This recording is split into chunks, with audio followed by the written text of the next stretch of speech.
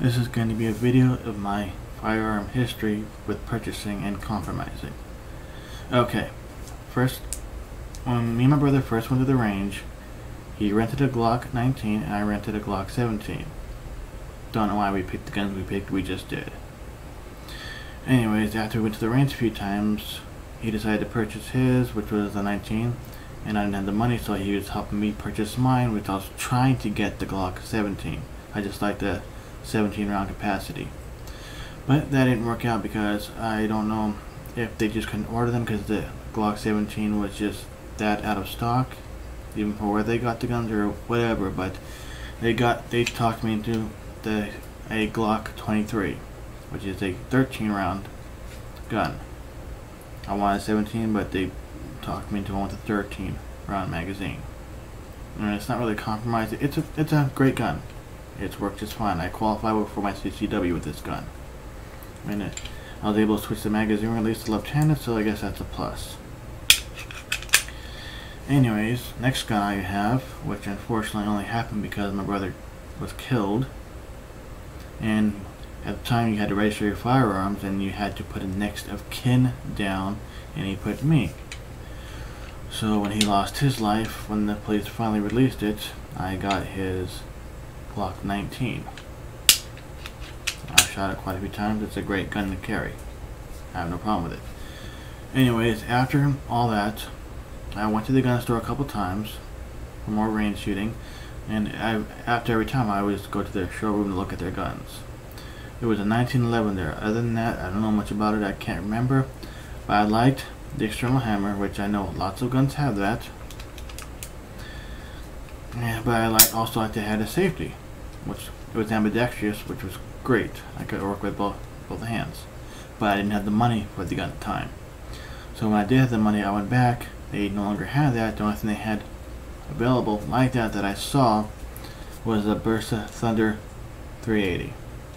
I got it. Nothing wrong with it. It's a great gun, but again, I had to compromise. I had to get a smaller caliber than what I was wanting to get.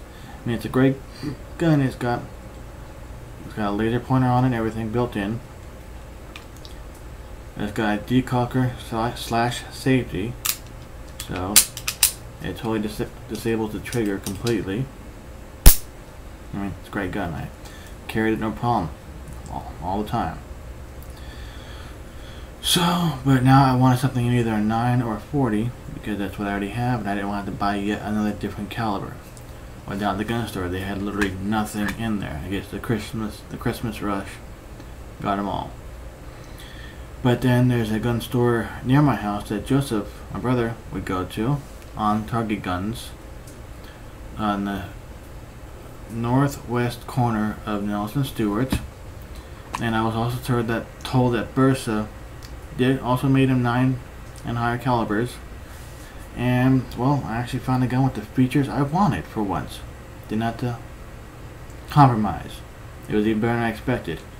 It's got a ambidextrous slide release. So you can see it's going.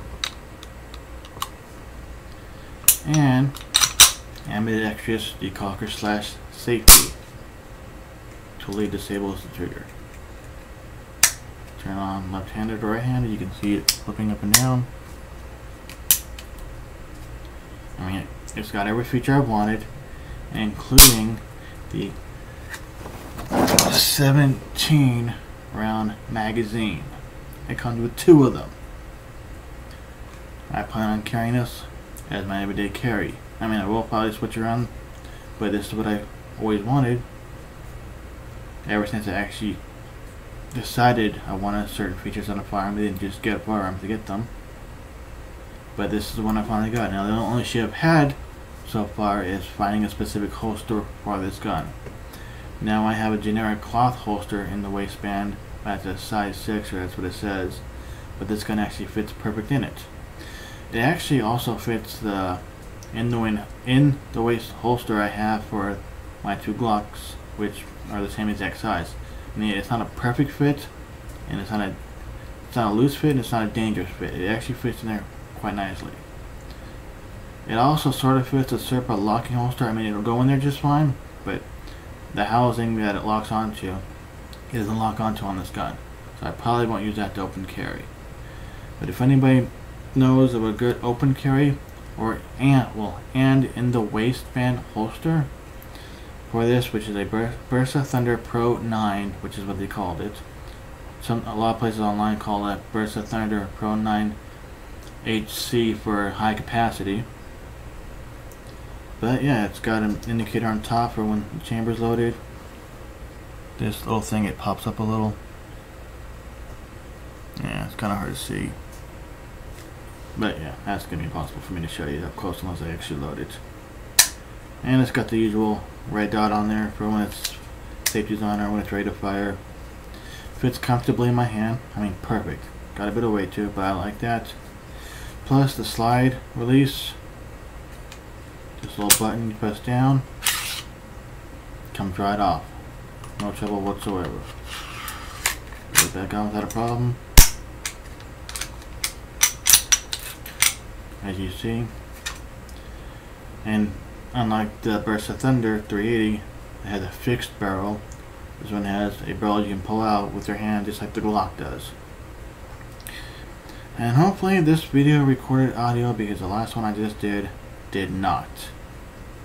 But anyways, if I missed something on these guns, or if you have any questions, let me know. And yes, they were all unloaded prior to this video, because like some people out there, I don't want to be the idiot who shoots himself and still uploads the video on camera. Yeah, that ain't me.